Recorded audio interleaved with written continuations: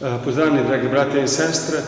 Po dobrem tednu, ki smo ga skupaj z Jezusom prebili v puščavi postnega časa, danes v Evangeliju spremljamo Jezusa, ki se s 3 učenci podaja na goro, ki podobno kakor puščava kraj molitve in kraj soočanja s seboj.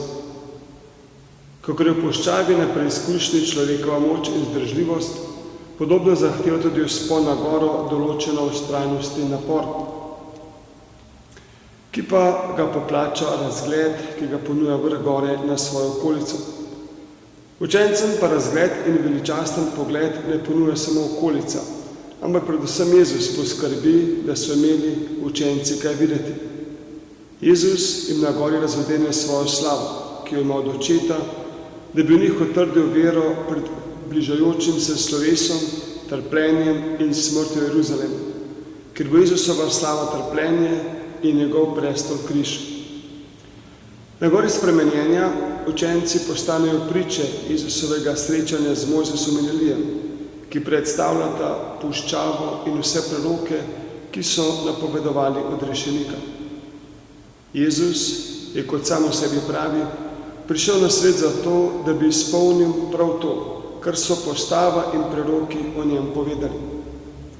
Dragi bratje in sestre, po veri moramo tudi mi slediti Jezusu na goro spremenjenja, ter postati priče njegove slave in spremenjenja na oltarni mizi, ko prihaja med nas pod podobo kruha in vina.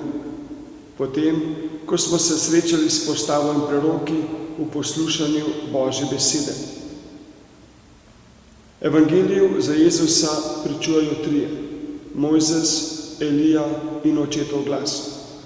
Povabljeni pa smo tudi mi, da s svojimi dobrimi deli, s postom, molitvijo in miloščino pričujemo za Jezusa, da ga prepoznamo v bližnjih, v naše pomoči potrebnih in stiskanih in jim izrazimo dobroto.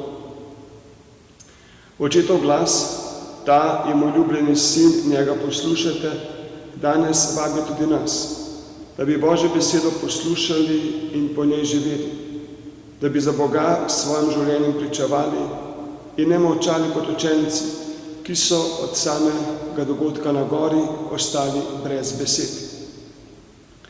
Bratje in sestre, naj vam napori postnega časa ne vzamejo poguma, da se ne bi podali vsak dan znova na pot k sebi, bližnjemu in Bogu, da bi si ne upali povzpeti se na goro spremenjenja in biti priče tega, kar boste doživeli.